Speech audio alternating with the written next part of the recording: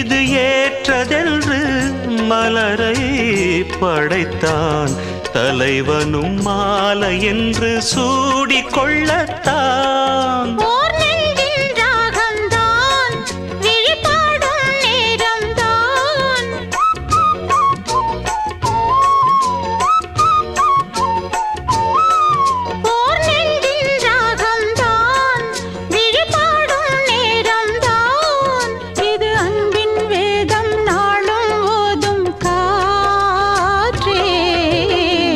வைகை நதி ஓரம் பொன்மாலை நேரம் காத்தாடுது.